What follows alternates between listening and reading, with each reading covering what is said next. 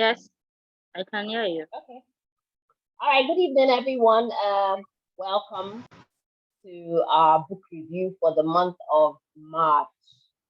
Like has been advertised, we are doing the book review for the book Talent Relationship Management. In other words, CRM. CRM has become like an acronym for me that I remember. But yes, we're doing the review of that book tonight.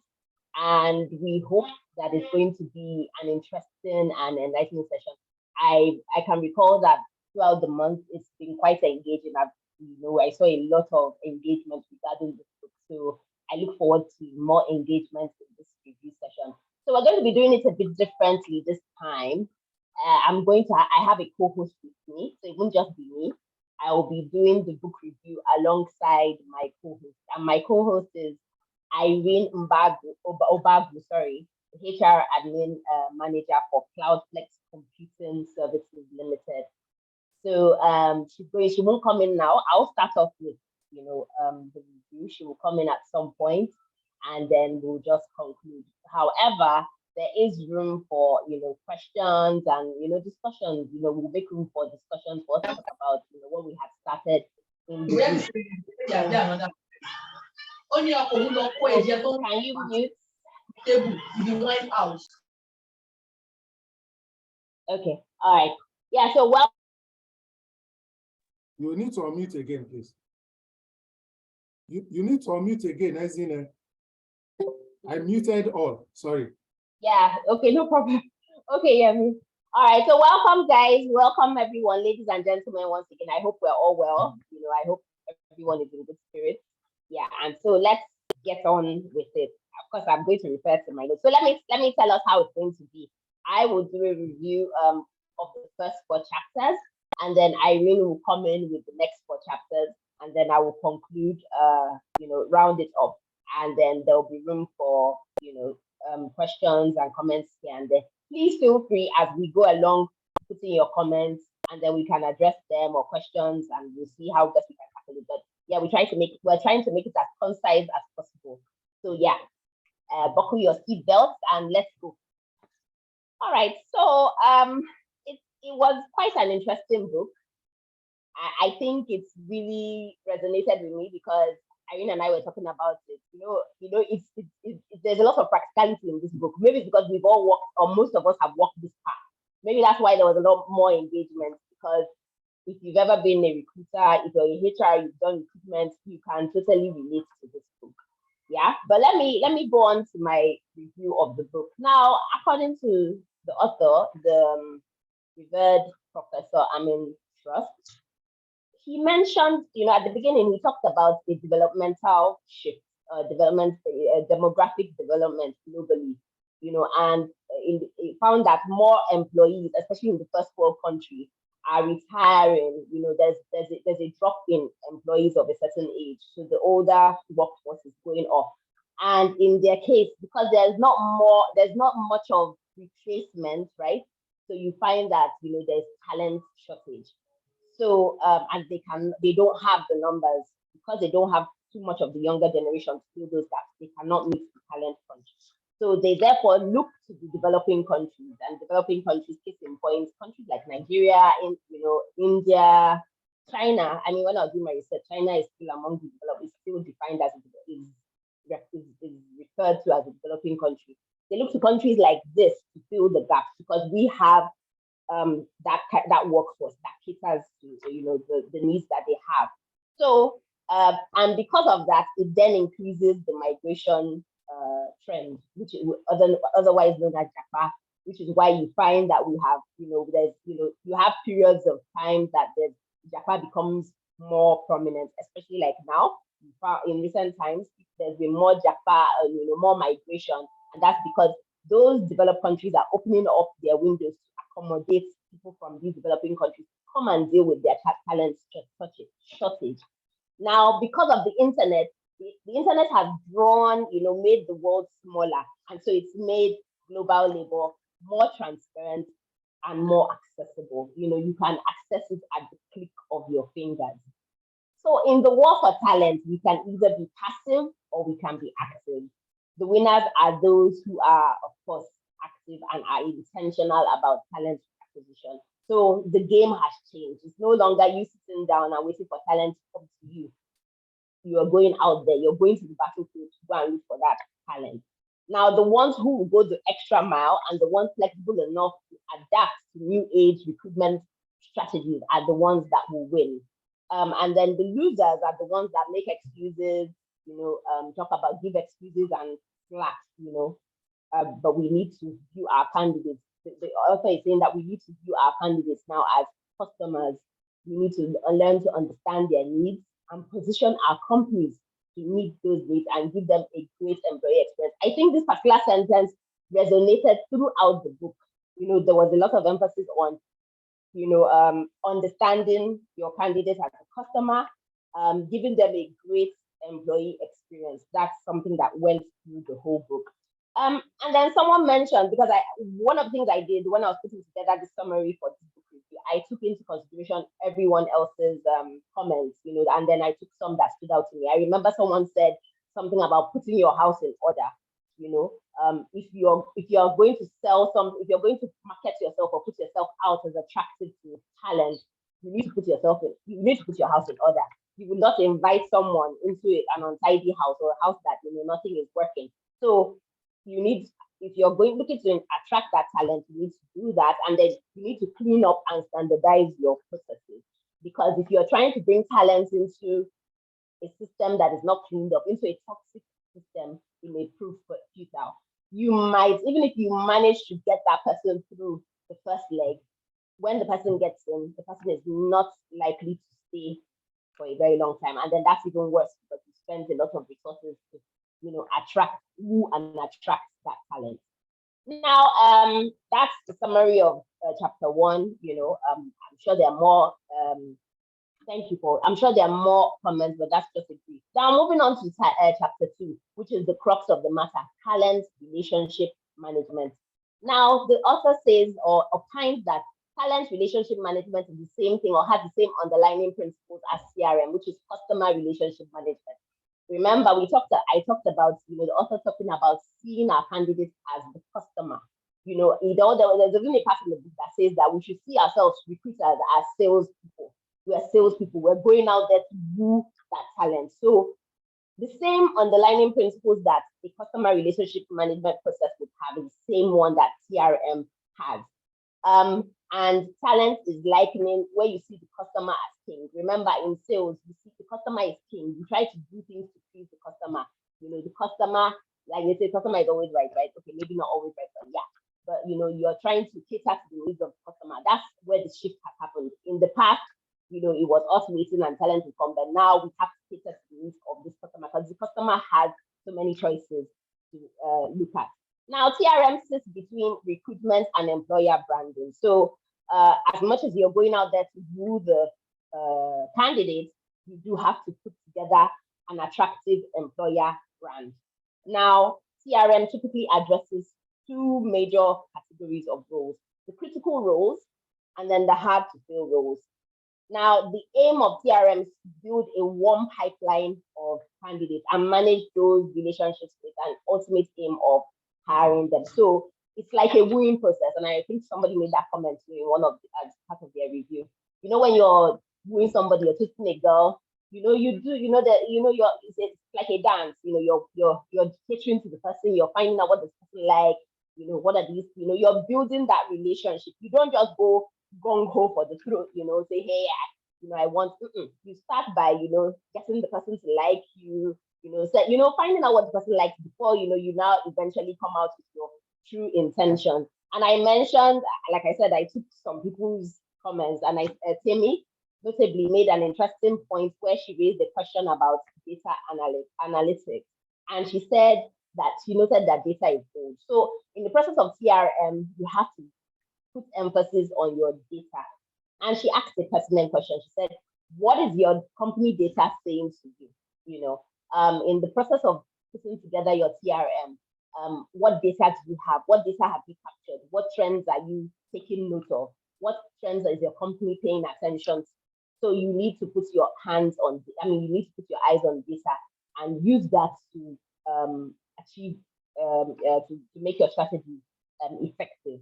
Now, going back to the what you call it, the critical roles and the hard to fill roles, there was a point, in one of the chapters where it said critical roles are not necessarily the roles that are indispensable, right?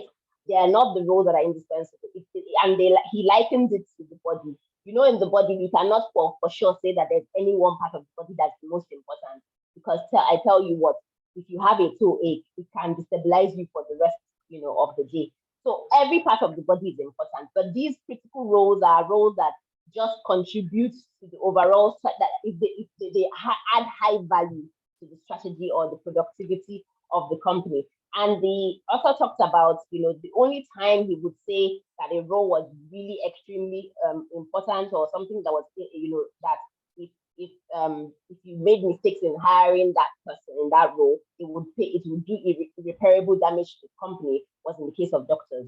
Because of course, if you hire a wrong doctor, you could lose lives, and that's not an error that you can reverse so easily. Then the hard to fill roles are typically roles that are like specialist roles, that those skill sets are very, very scarce to find.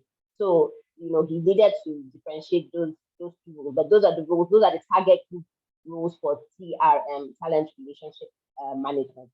Now, in chapter 3, the author emphasized the need for a shift from vacancy-focused approach to talent-focused approach in talent sourcing. So don't wait until you have a vacancy. Now it's about sourcing for the talent, and it also ties into building a warm pipeline. You're sourcing for talent to build that pipeline. You're not waiting until you have a need before you fill that need. I also recall that chapter 3 was notably a very sore point, because people got talking, especially in chapter 3, because I think a lot of people could relate to it. They could relate to what exactly the author was talking about in chapter 3. And so the discussions centered around companies presenting on competitive remuneration levels and then struggling to attract talent.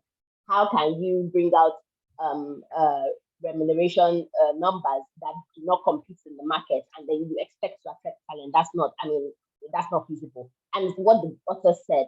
If you're looking to attract talent, because they war, you're out there competing with other people, you have to make yourself as attractive as possible. And it speaks to your employee brand.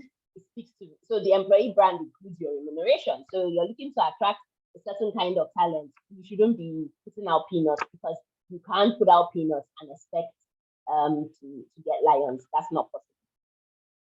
Now, some reviewers also talked about going into a recruitment exercise without having a defined budget.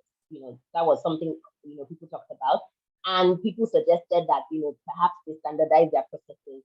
And there were examples like, okay, putting together things like staff requisition forms. So if you have a staff requisition form in place, because we know that some of these are hiring managers, they just decide one day. Some of them could get up and say, I want this role to be filled, and they expect it to be filled ASAP, and they bring out those unrealistic numbers and expect you to meet that quota, to fill that role. But then, and then you go through that exercise, and once you're at the tail end, you realize, okay, I found the talent, but I cannot match what the talent is looking for. You stem that by having those kind of standardized processes, so that at the beginning, you have already established what the budget for that role is, and it's agreed upon. So you know whether it's a waste of time or not. And even at that point, I think you can also decide that you can also have discussions and give advice. Because I'll give an example. I remember when I used to neck deep into recruitment, and we did have staff requisition forms. At the beginning, we would set rates for the candidates. So we would have those conversations at the beginning, back and forth. I'd have a conversation with my manager. I'll have a conversation with the hiring manager, and say, hey, this is what obtains. This is our band. This is our band. Okay, this is the mid-level. This is the maximum. This is the lowest. So where do we fit this person? And then because those conversations, we would have had an idea to some extent of what obtains in the market. And then we now decide, can we match this? At what point of the band are we going to put this person? And what can we use to attract this person? By the time you sorted all those things out at the beginning, it makes you it cuts off that wasting of time when you're at the end, and then you realize that, oh, I don't even have the budget, or my budget is not sufficient enough to attract that talent. So yes, some of the ways to stem those kind of things is to standardize processes. Yes, it may be easier said than done, but it's one step at a time. Now, moving on to what do you call it, chapter 4. I think I already talked about chapter 4 earlier on, but let's go to it. For TRM, you need to define target groups so that you're not just shooting in the dark, which is why we talked about specific groups, target groups for TRM, which are the critical roles and the hard to fill roles. Now, the critical roles, like I explained earlier, are typically dependent on the strategic focus of the company. They are not indispensable roles. They speak to roles which deliver above average value with above average performance. Am I still here? Can you still hear me? Loud and clear. Okay, because my computer seems to be hanging. Okay, no problem. All right. So can you still hear me? Loud Yeah, and can clear. hear you. Okay, maybe because I haven't touched the computer, so it was going off. All right, no problem. Okay, so like I said, the only exception to this case would be the case of the doctor, where failing in that role would cause irreparable damage. And then on the other hand, hard to fill roles aren't necessarily strategic roles. Please let me know when you stop hearing me. We've got you covered. Please proceed. Okay. Now, factors to take into consideration when defining both roles, that's the critical roles and the hard to fill roles, will be the strategic importance of that role with regards to organizational success and competitiveness, the future workforce need based on workforce planning numbers, and then the availability of that talent in the external labor market. I think especially that last one especially talks to the hard to fill roles. Those hard to fill roles, it reminds me of the days when I was in engineering and we needed to fill roles like process engineering. We needed to fill roles like a HVAC engineer. Certain roles that divers, certain roles that you would not necessarily see those skill sets every day, or SAP implementation specialist or SharePoint implementation specialist. So at those days when SharePoint, early days of SharePoint and all that, you would not necessarily see those roles, just everywhere, or candidates for those roles. So those are the things you would take into consideration to be able to define where that role falls into the categorization, whether it's a critical role or a hard to fill role. Now, being able to differentiate these roles is a key part of strategic HRM. So when you hear the talk about people saying HR going strategic, it's not just about you reducing the administrative work that you do. No, that's not what it is. It speaks more to focusing on what positions the organization for long-term competitiveness. So if you're able to determine the roles that position your company for long-term competitiveness, you can be set to be strategic. So the relevant target groups for these roles will either be direct or alternative target groups. Now, the direct groups that are made of obviously qualified talents. We know that they're qualified. But then there's the alternative group, which is the group that you probably wouldn't have looked at, on a normal day. And I give, talent that has not been considered before.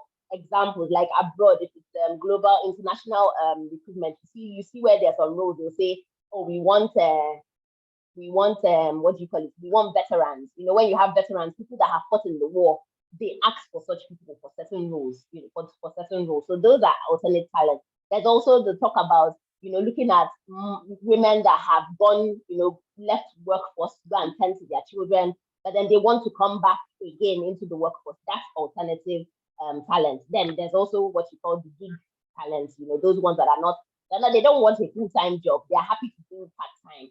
Yeah, if you have such provision for them, that is still alternative talent. Then there's the indirect target group, which speaks to the internal talent. So the talents you have within the organization.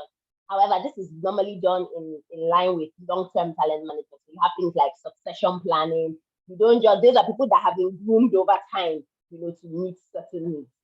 Now, some organizations address staffing forecasts through demographic management and analysis. These analyses are relevant to the organization's competitiveness. If you, as a HR manager, are able to conduct these analyses and provide solutions to fill talent gaps, you are definitely in strong standing. So yes, that's my review of those first chapters. I will hand over to Irene to take it from here. And when she's done, I'll come back to round up with the last chapter and the conclusion. Thank you. Okay, thank you, Ezine. It's been nice listening to you. Like we were saying before, the book is very practical, like a replay of what's going on right now in the world of work. So I'll be taking up from where you stopped, talking about the talent group. Chapter 5 takes us to, in chapter 5, the author wrote about the target group. Like, okay, who are the people you're targeting? He used IBM as an example. Okay, basically what you do with your target group thing is, you're targeting a group of people. What are you selling to them? Basically, like, what are you showing them that your company can do? What are you proposing? That's what the group talks about. It also notes that it's important that in most cases, employers are positioned and presented to a broad target group through employer branding. So basically, we're talking about the employer branding here. If I'm going to join your organization, what are you offering me? Why should I come? It's more like we are doing HR marketing or recruitment marketing now. If I am going to buy you, why should I buy you? Basically. So the author talked about what we have to offer, define our employee value proposition. Like somebody once said in one of the reviews in the group, I'm trying to remember what the person said. The person said you should define, give somebody a mental picture. Like, okay, if I'm coming to your organization, what am I going to get? What is my mental well-being going to be like? Even though we know some people have their own mental unwellness, but then what is that thing you're offering me? That's basically what chapter 5 talks about. It also draws the importance of employee value proposition, especially in this critical time of talent management, with this our JAPA situation and with all the economy issues and everything.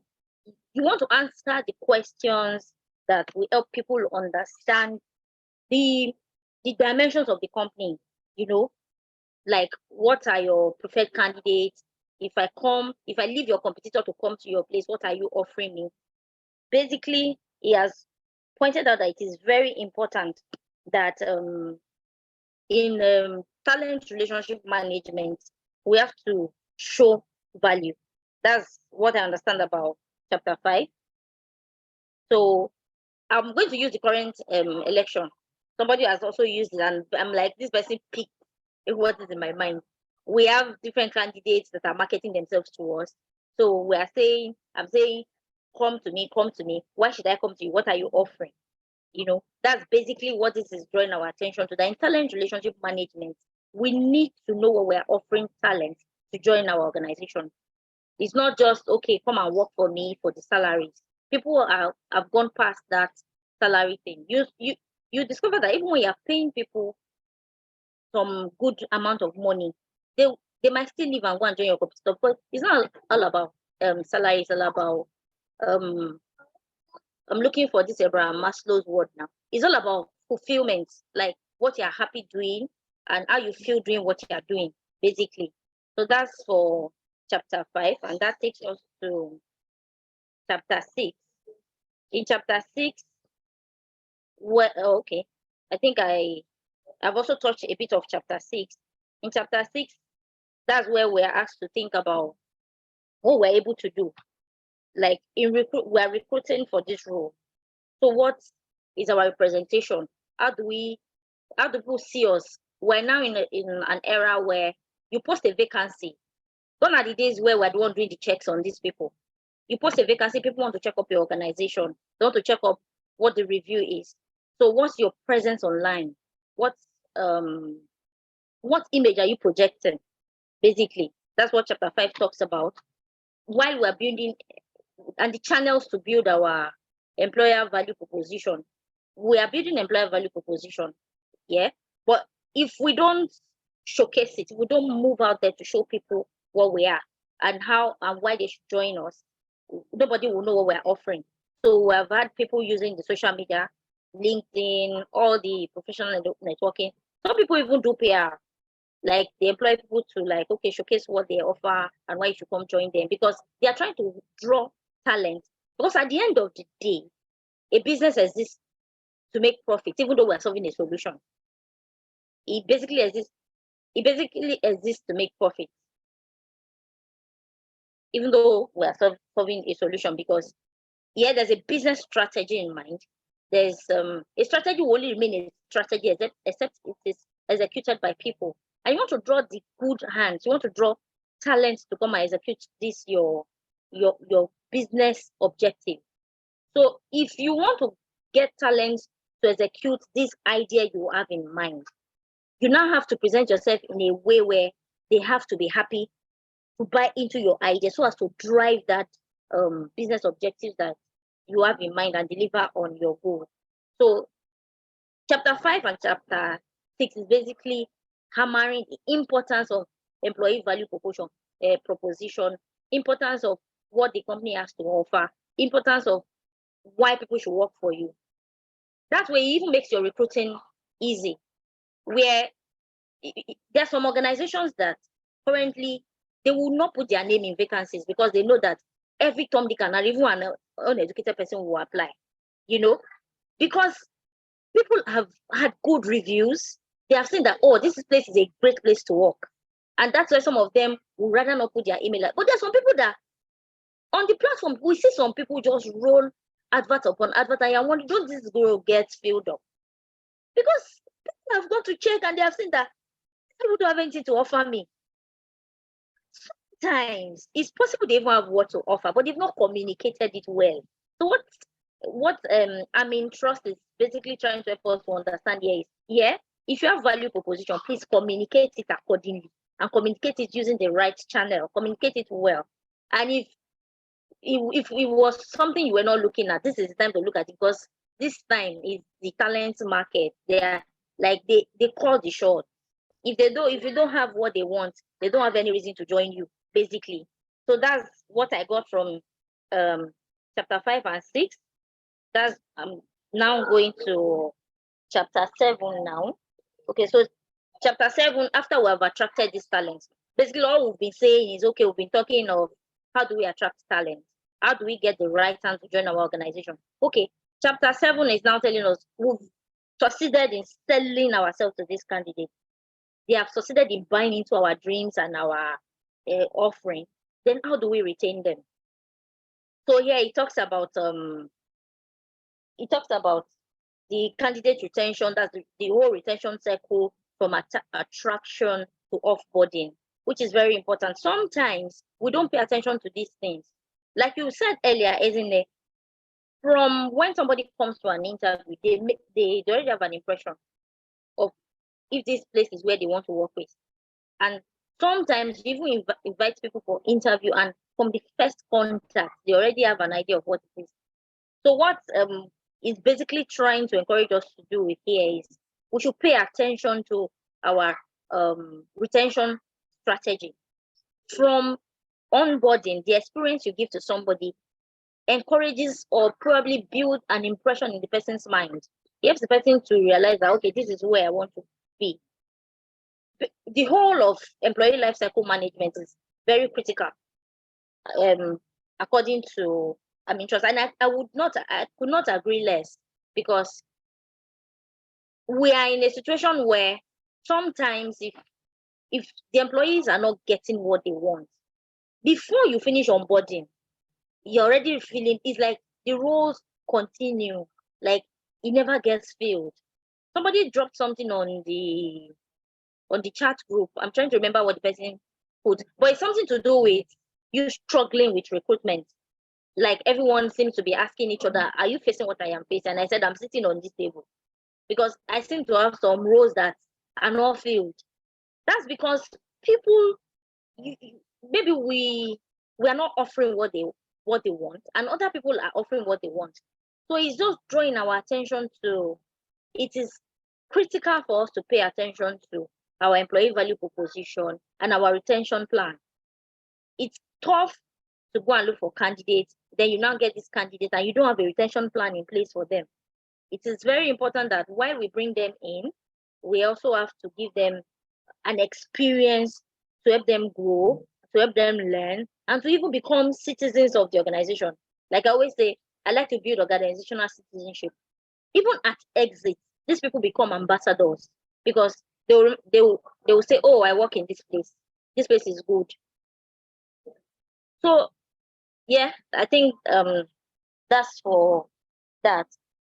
It's basically the same thing. I'm trying to see that, okay, I hope I'm not joining the chapters. Chapter 8 is talking about candidate positive experience. From our value proposition, if we get it right, we're also going to be able to manage our retention circle.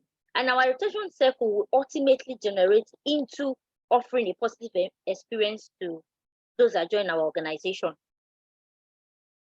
That's basically the summary of what I have for the chapters I've had to review. Each one is important because while we attract talent, it is also important that we plan on how to retain this talent so that we don't hit the market looking for somebody to fill the role again sooner than it should be. It also saves cost, cost of hiring and all that. It saves us a lot of resources, saves us time, basically. So I think that's that for me. Isn't it? I don't know if you have anything to add to it, but I think that's what I have for the chapters I have had to look at. Thank you. You're muted. So I'm trying to unmute. Okay. Okay. Ezine, can you try? I'm asking you to unmute.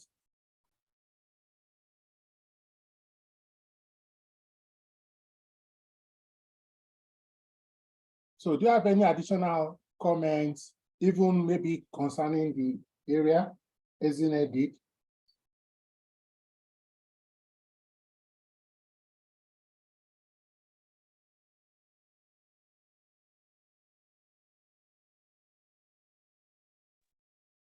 Ezine is muted. You're talking, you're muted. Just continue, Irene. Continue, Irene.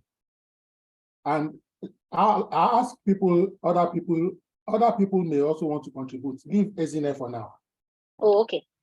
Okay, so I don't know if any other person has what to contribute, but basically the summary of the whole of this book is paying attention to our workforce planning. That's my summary for the book. It's all about workforce planning and how we drive strategic business objectives. Because like I said, it is people that are going to drive this business objective. A strategy is just going to remain a strategy except it is executed. So the whole idea, what this book is encouraging us to do, is to plan how we achieve success, more like we as business partners. But forget that some organizations put HR as business partner. I believe that we are HR, we are business partners. So as business partners, as people that want to drive business success, as people that are driving the human capital part of the business, what the book is basically opening our eyes to is to pay attention to our processes and procedures. Processes and procedures that would drive the overall business objective in terms of creating a great place to work and creating a fantastic work experience for those that will bring on board. So that's the summary of the whole book for me. So I don't know if anybody in the audience will have any other thing to add, something that probably is important that we've missed out. It's good to have other people's views so that we know that this is interactive. So for me, I particularly like the fact that, I'm familiar with customer relationship management, CRM. That expression, talent relationship management, CRM. For me, I'd never seen it from that perspective. And I think that it's an eye-opener. And I like the illustration Ezine mentioned earlier on, like you are almost trying to woo a lady. And it changes the dynamics of things, because if you are looking at an employee as somebody that is almost like a slave or someone that is stranded. You know what it means to be stranded? I don't know if anybody on this call has ever worked with a business, what we typically call one-man business. And that one-man business is making it look like, if not for me and my entrepreneurial capabilities, you and your family, you will not be able to feed. You know, that kind of person who is seeing himself or herself like a thin God, rather than seeing your capabilities, your strengths, rather than looking at it from the fact that it's a privilege for me to have this set of employees as my employees, as my colleagues, as my partners, as my team members. So it's a whole new dimension. And one of the things I teased out from the book is that it is an end-to-end relationship. In other words, from attraction to exit. A few days ago, Aderele Amosu did an extensive session with us on exit management. Just this evening, an HR colleague of ours on our group called me and was describing from the moment she dropped her resignation, how the management began to change towards her.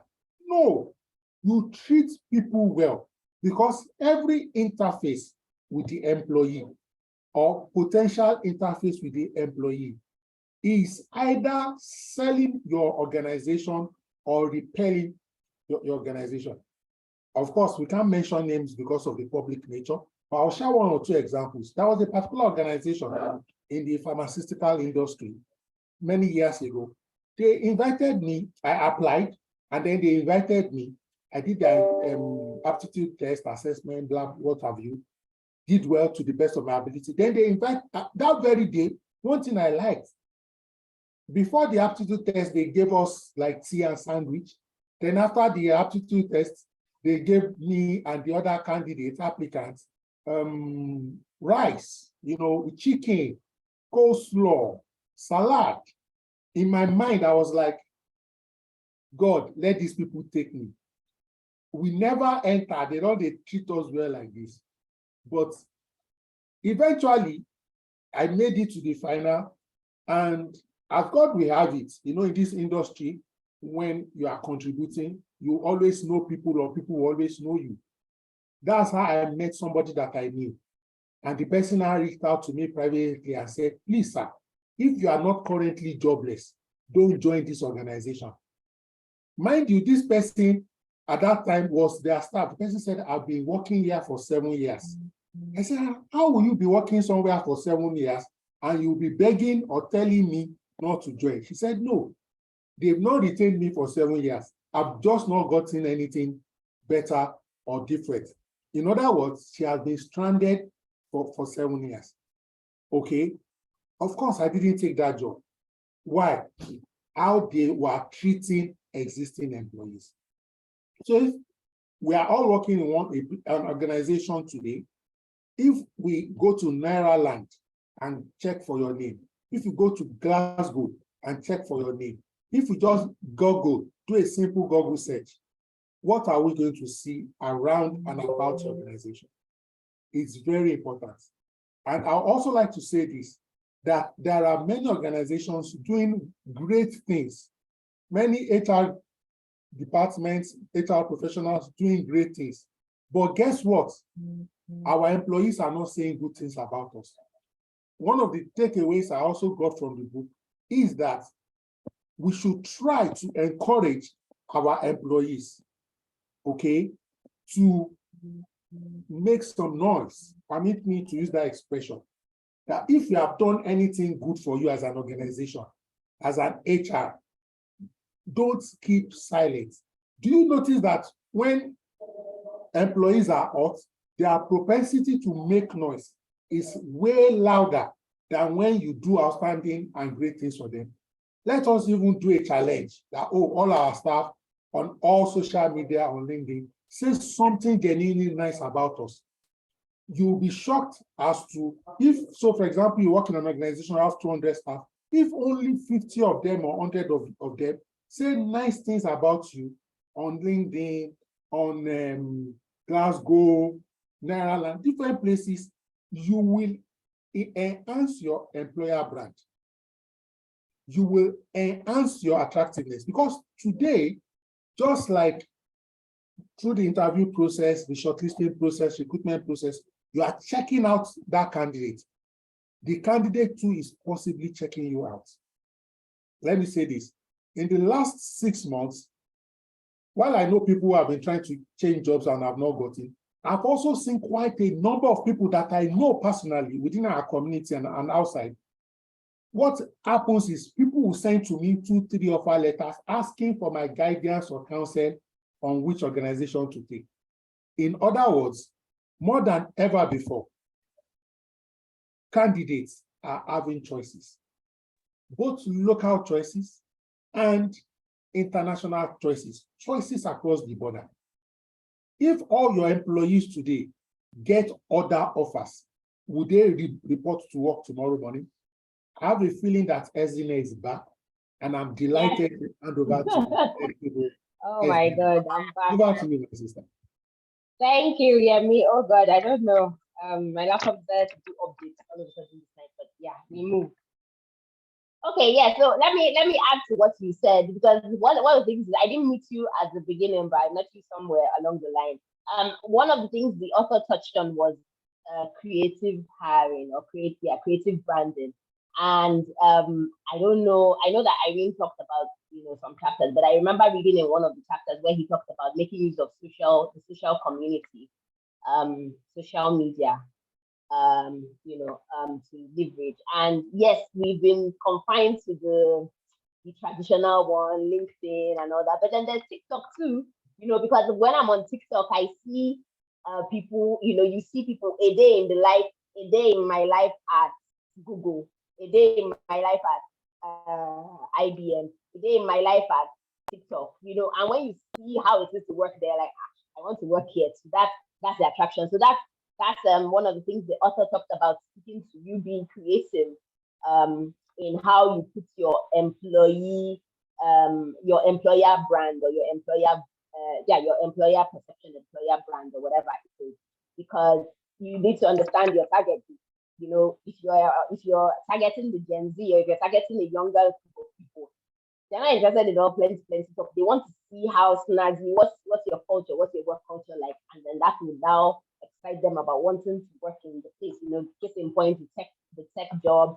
Maybe you see them. I know that yes, playing snooker and relaxing is not all about the work, but then they see certain things, and that's what attracts them. They want to work in this kind of place. So that speaks to that.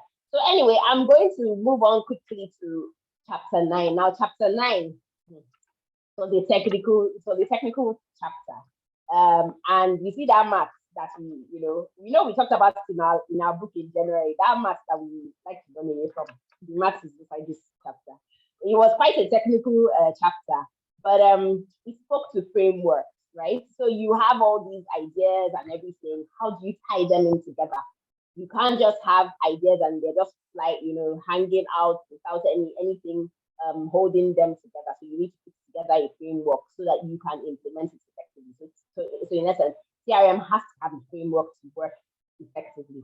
And typically, it's done in conjunction with the IT department, because it speaks to trying to automate this thing, or in such a way that you can manage it. Because if you're doing CRM and you're doing Excel sheets that you really cannot, they don't speak to each other, you might get confused, you might lose data. But if you have an IT, if you bring technology into it, then it makes things seamless, it makes things easier. And then you would need to, and this is another thing that, even the author in the last book spoke to, having to speak in the language of management. You need to show the management how this benefits them monetarily, so that you can get good perception from them. I know people talked about challenges with getting management, this thing that we're saying this one is easier said than done. Management, they're going to listen to us. The author is saying that he's telling you that you don't have a buy-in from your manager. Says don't accept your fate. However, I'll put a caveat here where you have they say having done all, at that point you've tried everything and there's nothing is working ahead, you can decide that enough is enough. But you might have not put together your plans or your approach in the way that you get the buy-in from your management. So he's saying, don't accept your fate, fight for your good idea by highlighting the need for TRM. Because he also mentioned that there are other teams that fight for what they want. The sales team come and they fight. Sometimes they don't get success immediately, but they keep fighting, pushing it forward, and making the management see reason with that idea they have. So you too, as HR, when you put an idea forward, when they say no, don't shrink back and say, no, fight, come back with more data to support what you want. First of all, he said the management needs to see a sense of urgency to address recruitment issues, because he says some managers don't see the urgency. They're like living in a bubble, and but talent shortage is gradually coming. It may not have reached our own end. It may have, but sometimes we're waiting for when it becomes a catastrophe, before management sits up. Don't wait for it to become a catastrophe. Be the one that is the messenger of urgency, be the one saying, sir, man, we need to do something about this, and this is where TRM comes in. We need to fight for talent. We need to battle for talent, or else we're going to get to a point where we will be at the bottom of the rung, and then we'll now be taking leftovers. Management is typically used to knee-jerk reactions, and when there's a time, you need a certain skill set, okay, HR do the magic, and then sometimes if they feel that HR is not doing the magic, they resort to external consultants, external recruiters. No, you need to grab the reins or grab the bull by the horns and be the one shouting down and telling them you need to do something. Now, the author has suggested certain solutions. Said with the challenge in filling critical and hard to fill roles, speak to them in numbers. Let them see how it impacts the company in numbers so that they understand better. Remember, we talked earlier about data. Said data is gold. Temi said that.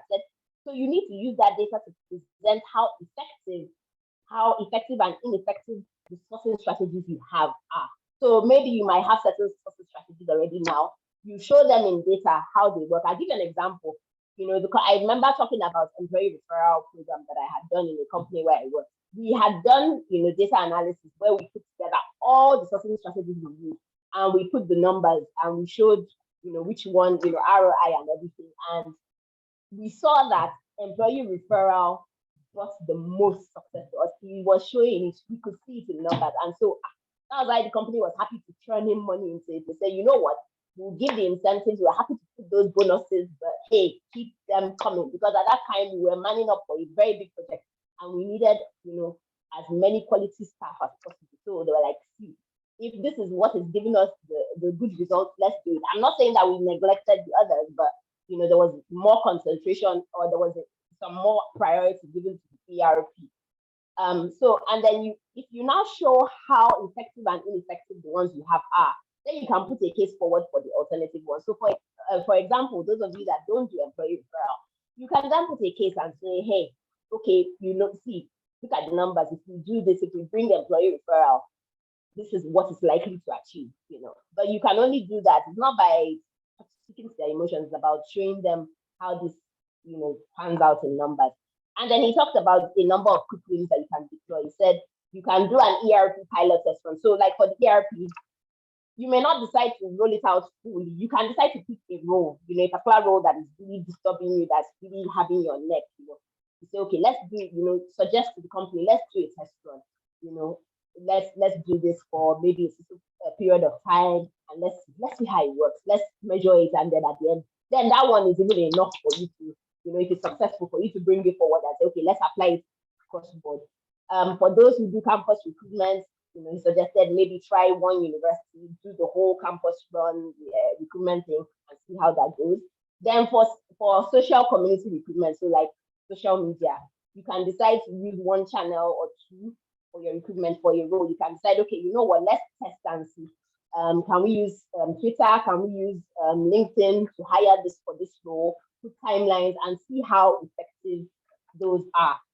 He also talked about implementing guerrilla recruitment on a defined target group. Now, when he said guerrilla, I remember that when he talked about very unconventional ways, maybe even crossing ethical lines, but it doesn't really have to do that. It's just you being guerrilla could just really be you just doing crazy things, not you crossing ethical lines, but doing things that are off, that are not the norm.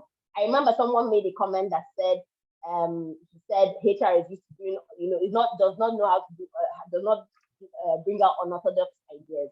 So the author is saying, see, we used to do our conservative, let's play safe, but learn to, do things, crazy things. I give an example. I had well, he wasn't my boss, but he was a colleague, a senior colleague. Then, he was recruitment manager in our London office. You see him, he never sat at his place, he was always on the road. I remember there was a day I was supposed to have a meeting with him. He was rushing to Heathrow Airport. He said, isn't it? I have to go and have an interview with the guy. The guy is catching a flight, but I need this guy. I need this guy for this job. And if it means me jumping on that flight to get him to be hired for this role, I'll do it. I'm going to do it. So I used to just be like, wow, the extra mile people could take just to get talent. So that's what, for me, when we say guerrilla tactics, I just think of, you don't just go in the extra mile doing crazy things that are still within ethical, lines. Then the author also talked about implementing candidate retention measures on a select group of talent for a hard role. So for maybe, excuse me, if you're looking for developers or something, and you have seminars or you have a company event, you can invite them and say, you know what, we're inviting you because we want them to get a feel of what your company is like. They even have a preview on what it's like to work there, and that helps you keep that pipeline warm for when you eventually hire them. I mean, I said developers could be anybody, and I just gave a hypothetical example. He also said, in putting your EVP crafting, put it forward to your CEO and put it, because CEOs typically, they're like little children. They're always, some of them can be like, that little child that says, I want that toy, I want that toy, I want that, give me that toy. It doesn't like, the child doesn't like that his pair has that toy. I want a bigger toy. That's what CEOs are like. So when you show a CEO that, see what your competitors are doing, he's like, okay, you know what? If it means us branding to be better than that competitor or getting more talent, let's do it. So you can bring your EVP crafting in that perspective to your CEO. And then you can get informal opinion leaders on board. So members of staff, maybe focus groups, you can call them in, to on board with CRM, and then have them even give you advice. There was an example the author mentioned where he said a company brought in their staff, younger staff, and had them have a day workshop, a workshop, a daily or a workshop for the day, and had them ask them questions that if you were HR, what are the solutions you would do? How would you do HR? And throughout the day, we had them question, throwing out suggestions and all that. And they took all those suggestions, of course, fine-tune them, clean them, and took the ones that they felt could be implemented. But you saw that there were lots of fresh ideas. So you can look at those people and say, you know what, give us advice. You're looking at things from a different angle. Let's see, what your own input is towards talent relationship management. And then he also talked about CRM requiring certain skills from recruiters or from HR people. Because at the beginning I said we're used to having talent come to us, right? Not many of us are used to passively looking for passive candidates. You know what it's like to look for passive candidates? When I was reading this book, I was so amazing to me because, to be honest, that's how my own career started. I started by, apart from, yes, we would have people that applied. I know it was something I had to do. I just decided to do it. I'll go online and go and look for people, even if they're not looking for jobs. I'll approach them and say, hi, hello, my name is Esme. I work with this, be interested. Of course, I'll sell my company first and say, and then of course I had no's, and there were some yeses, or some people were saying, oh, I'm not interested right now. But can we keep the conversation? Or they're not interested right now. I say, okay, but I'll ask them, but can I come and contact you later on? And then once in a while, oh, hi, hello, keeping that candidate pipeline one. But not everyone or not everybody has that skill set. It's something you develop over time. So the author says you need to upskill yourself, because he said there's this general consensus or there's this perception that HR is polite. They're nice, they're the nice guys. But then you need to step out of being the nice guy and being like, you're going out there, you're the wolf, you're going to go and get that talent. You're the salesperson. So you need to upgrade from being the nice guy, the polite guy, to the player, to the partners. You're the ones going out there. You see how the salespeople are when they go out there, like going out to grab. That's how you should be. So, and then you also need to recognize that CRM is not just about HR, it's an involvement of the whole line. So there is not something that the company can go and put in HR labs. No, the whole line. When they say the whole line, other departments are involved in this. I'll give you an example. When you go for campus recruitment, you would have, you don't expect that only HR should go and recruit students. You have people that are there, that are staff, that have worked the journey that should come and be part of it. That's what they're saying. I remember when I was in school, KPMG came to, talk to all the 2-1s and the first class. So all of us, they passed, those of us that were in that category, and they came to talk to us. And it was so exciting to see a partner. They had partners, they came out, and the HR person was there, but it was the partners that were talking. They'll tell you, when I came to this company, I spent 12 years. We kept on asking them questions, so that's what it means to be, for CRM to be to have the line involved, because sometimes you're going to look out for a talent. They want to hear from the other people in that same kind of skill set, what their journey has been like. So, it's not just a HR affair. And so when you're setting together the framework, you need to include your recruitment culture. What's your recruitment process like? Who owns the talent? Like I said, it's not HR. HR is not the talent, belongs to the company, but it's rep by talent relationship manager. And those talent relationship managers comprises of HR and then the hiring managers, the people that are involved that need that talent. So you need to understand that. Then who is involved in candidate retention measures? There's some companies, it's not HR that will be the one selling the company. Even other people, like I gave an example of the KPMG partners that came to sell their company, tell us, what their journey has been like, how exciting it is to work in KPMG, even though not be true, but yeah. But they came to come and excite us about high system work. So who is involved? You can't leave it all on HR's lap. And then as your company increases, CRM management of CRM becomes more complex. That's why it's important to have IT involved. You have it on technology. You will be just managing Excel sheets up and down, and before you go to the site and you get confused. So you need technology to come in. And the interesting thing is that with AI, like we talked about, AI is an enhancer. It's just an enhancer as far as I'm concerned.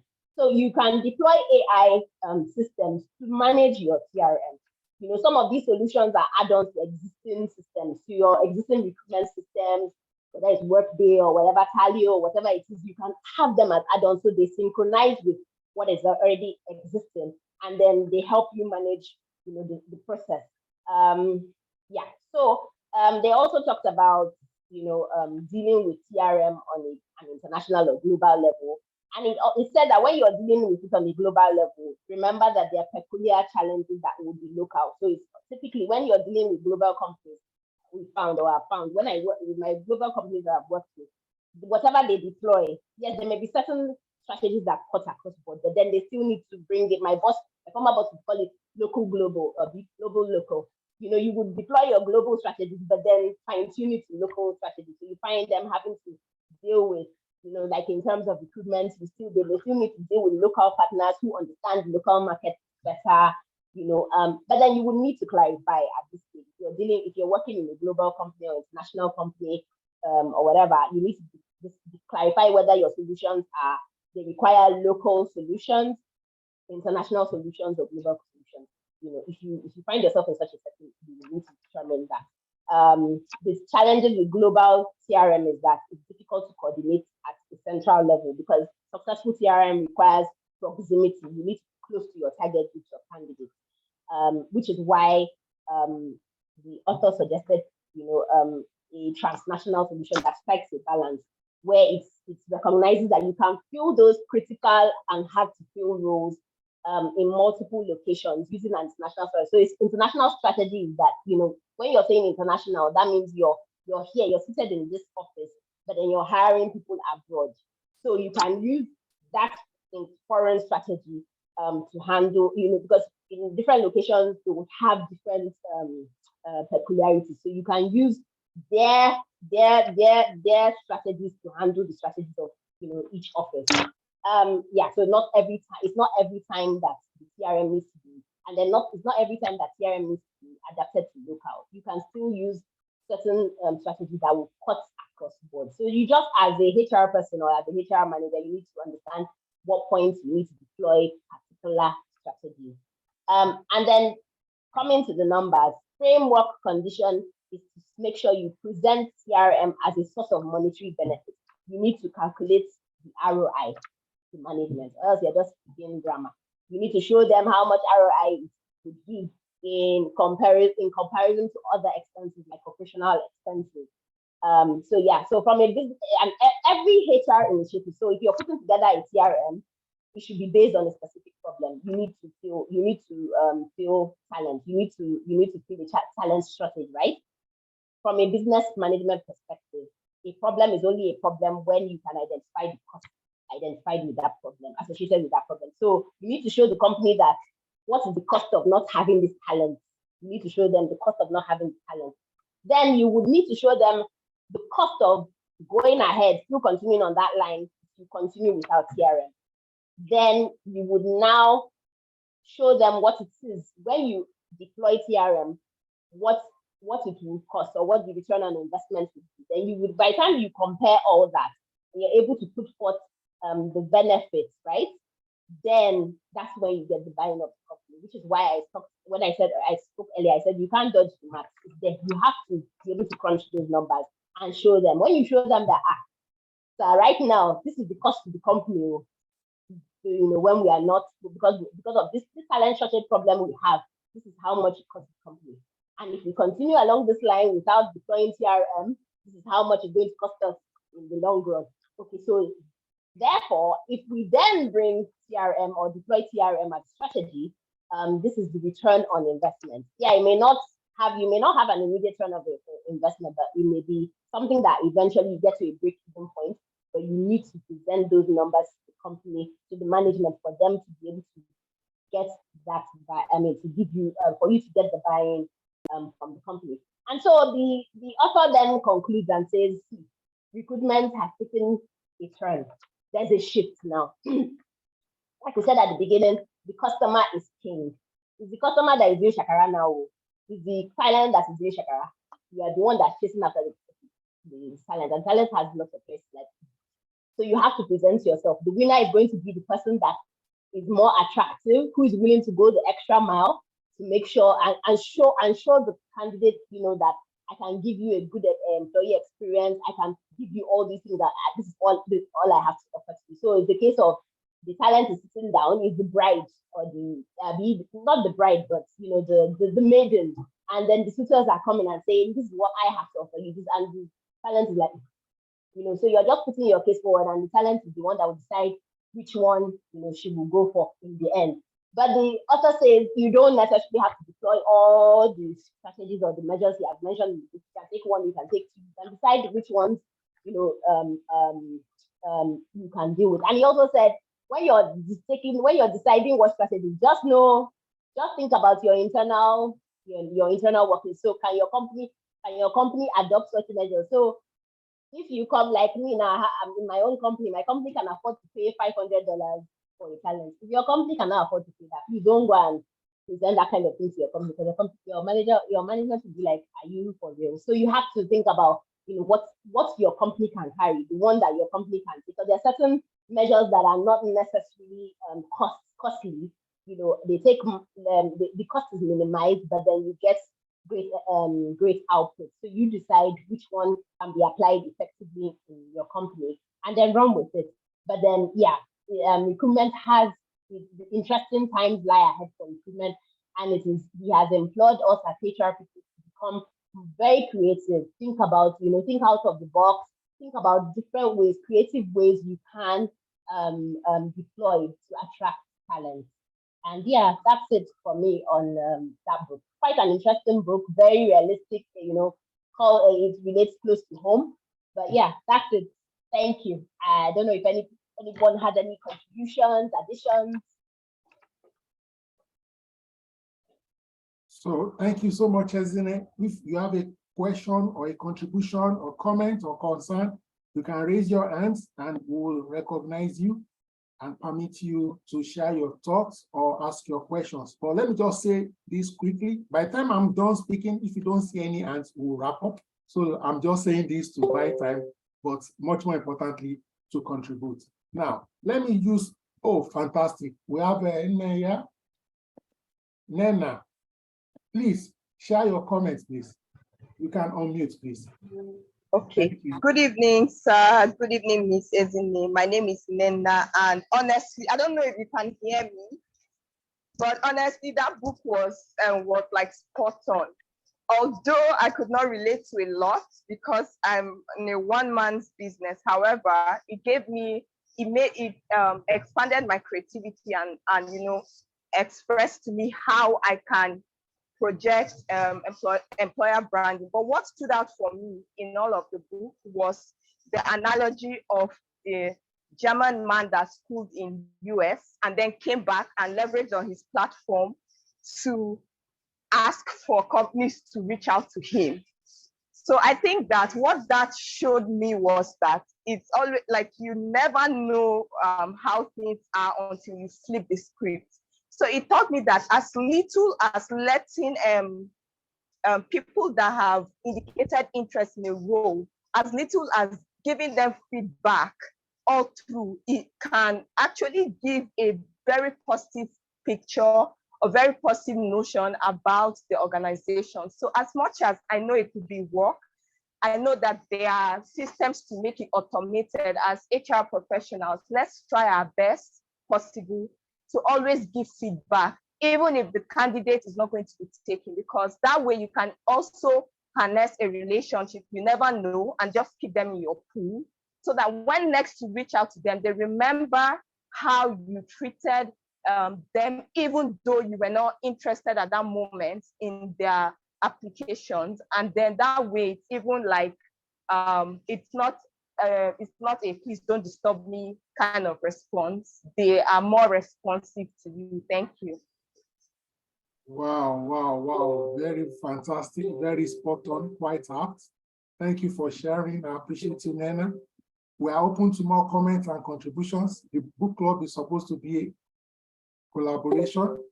Really? Let me say something to what Nenaya said. Nenaya, fantastic, spot on, because I remember reading that chapter and I was like, wow, it just made me remember some of my experiences. And it's funny because even as little as, even when you go for an interview and they keep you waiting. I remember going for this interview. I was kept waiting. I was like, what the heck? Because sometimes, it's good for us, even as HR, to be on the other side. So we know how it feels. Like she said, you feel, the author said, put yourself in the candidate's shoes. I was waiting and I was waiting. And eventually, they showed up after 45 minutes, 1 hour or so. And there was no apology. And I had to say, you guys kept me waiting. And they're like, it was a very flimsy external. And that already formed an opinion of the kind of company that, would not, take my time into consideration. So these little things, what we don't know is that they matter. I remember reading in the book that somebody said even his parking spot had his name there. Man, if I went for an interview and the parking spot had my name there, I will be very happy. I'll be excited to work for that kind of company. So yes, I know we had conversations in the book about that. We're saying get back to the candidates, even if you don't even have that as a normal process. You decide to take it upon yourself to say, okay, you know what? Maybe the recruitment process is not done, but we will get back to you. Just keep that line of conversation going. Treat people like human beings, because they're human beings like you. Don't feel like when someone comes to an interview, you want to be HR, and so your face will be frowning and so that you make them shake. No, it's gone are those days. You don't do things like that. It's a conversation. It's a friendly conversation. Make people feel valued, and they will be happy or not reluctant to work for you. So yeah. Fantastic. And that's what you just said. Speaks to one or two thoughts I had written down as my own closing contribution. Irene, you want to say something? Yeah, I wanted to agree with Nenaya, what she said then. Isn't it came up? I want to say that feedback thing is very key. Yeah, I happen to be dealing with giving feedback. I did mention that on the book, but I found a way around it. Like the candidates, I think that I have selected that I'm waiting for management. I communicate back to them that we're still in the process. I'll reach back to you just once we're able to make our decisions. It's very important. That way, it reduces your struggle with having to start again from the scratch. They know that you're going to reach back to them. Because sometimes you're waiting for, like she did say, some of us that are in one man a business, you're waiting for the one man to take his decision because you can't take your decision. But then you know that if this guy wastes time and this other person, the candidate or the talent slips off your finger or off your hand, they are the one that's going to start afresh. So feedback very key. I do agree with Nenaya. Thank you. Fantastic, fantastic. Thank you so much, Irene. So still speaking about keeping candidates waiting. So I will share a real life example. I will mention a name. Is a good example, so I can mention him. A gentleman many years ago, his name is Ade Durotoye. It's actually Fela Durotoye's brother. You know, back then, about 12 years ago, if I'm not mistaken, I went for an interview at Oceans and Oils Holdings. It was the final interview. So I was scheduled for 10 o'clock that fateful morning. At 5 minutes to 10, a gentleman walked up to me in the reception. There was a receptionist, and he asked, "Are you Oluyemi Adeosun?" I said, "Yes." He said, "My name is Pade Durotoye. You are scheduled to meet me in about 5 minutes time. I want to crave your indulgence to give me 15 more minutes. I had a 9 o'clock meeting that overrun. Please, can you give me 15 minutes? I said, "Okay, thank you." Then he went back. I spoke to the reception. I said, "Sorry, is that the MD?" He said, "Yes." I was in awe. The MD could have sent someone to me. He came all the way from his office to speak to me directly. Guess what? 15 minutes later on the dot, he came to meet me. He said, "Oluyemi, I am sorry, my meeting is not yet over. But you know what? Come with me." Now took me to his office, asked me to sit down, gave me newspapers and said, "Please give me 15 more minutes. I've told the other team members that I'm keeping Oluyemi waiting." And he started the meeting, joined back the meeting and told the meeting that Oluyemi is now with me, is hearing my conversation. I hope you guys can round up this conversation in 15 minutes so we don't all keep Oluyemi waiting. For me, that was fascinating. Spent about 90 minutes, and at the end of the interview, okay, he walked me right to the elevator. I will never forget this. And he stretched his hands towards me. He said, "Mr. Adeosun, irrespective of the outcome of this interview, I think you are a great man, and you attain greater heights, just like your height." And he shook my hand firmly. You would think I just gave him an oil block. Do you understand? Of course, some few weeks later, I got a regret mail, but I will never forget Ade Durotoye in my life. I felt good. I felt highly dignified. Do you understand? So we are not saying you won't have to keep people waiting, but how do you keep them waiting? You know, because some of you say, "It's not my fault. The MD was in a meeting. There are some things on this." No. How do you manage the process? I'll share another example. About 7 weeks ago, I won't mention names because it's not a good example. So a particular oil and gas firm, major, they had reached out to me for an interview. Then they scheduled. Okay. Then 2 days to the interview, they rescheduled. To cut the long story short, they canceled and rescheduled like 5 times. Then on the 6th occasion, they were now not going to cancel, it was going to hold. Guess what? Oluyemi Adeosun did not show up. So when the interview are supposed to start at 3, they called me and they said, "It's 3, you are not on the call." I said, "Well, I didn't have assurances you are not going to cancel. And I could not keep preparing for you, and then you will come and cancel." That's the feedback. You are important. I am not. You have a tight schedule. I'm jobless. Please, even if you are dealing with entry-level graduates or even interns, corpers, NYSC, people doing CWES, please treat people with respect, absolute respect. Irene already alluded to the other aspects, which is providing feedback with respect to outcomes of interviews. Also, let people know the process of the interview. Oh, back to back, end to end, this will take about 2 months or 2 weeks or 1 month. Don't let people be waiting. Don't let people be taking your matter to church as prayer points just because you are not communicating. If there is no way, let them know. If there is a way, let them know. If they are in view, let them know. Very, very important. The third thing I'll speak to is the quality of our onboarding. I have a friend, he got employment somewhere for 1 month because of the 1 month notice he had to give. Do you know that nobody called him until the day of resumption? He wasn't even sure that anybody was. When he got to the security house, they did not even inform the security that a new staff or some new staff are resuming.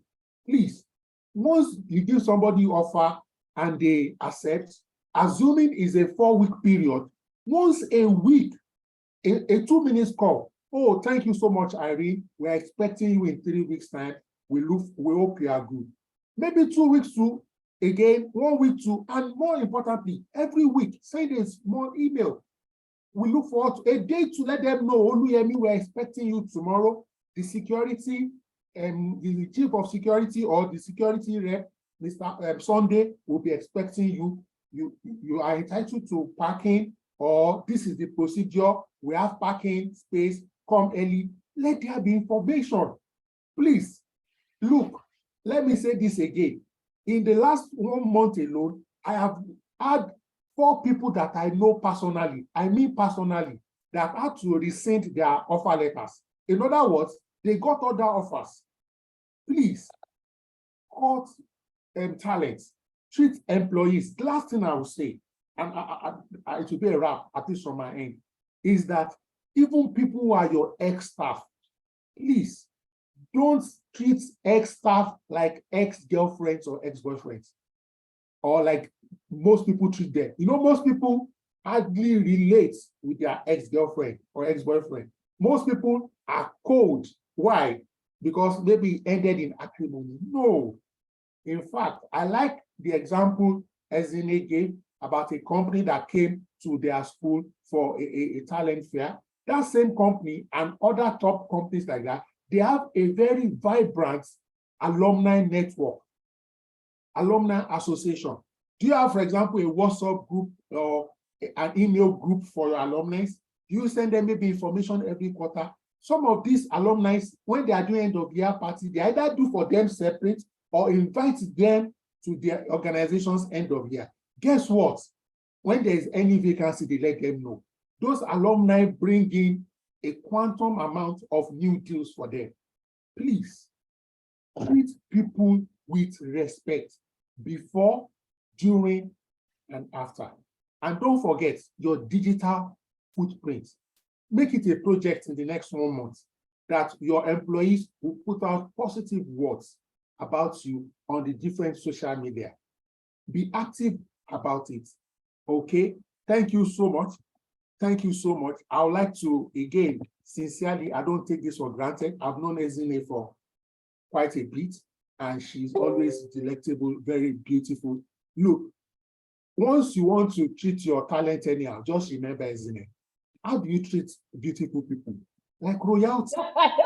Yes, this is a good opportunity to tell you how you look beautiful, exquisite. Thank you so much. Again, she's very busy, yet she does justice to the book and also, tries to engage with us. Thank you so much, Irene Obagu. I also enjoyed tremendously your contribution.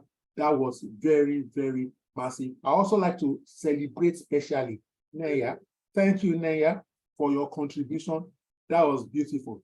And all of us that are ghost readers and ghost listeners, you are part of our talent. We would like to say we love you. All right, let's enjoy the rest of the night, whatever it is. No matter what happens, Nigeria will be better for it, okay?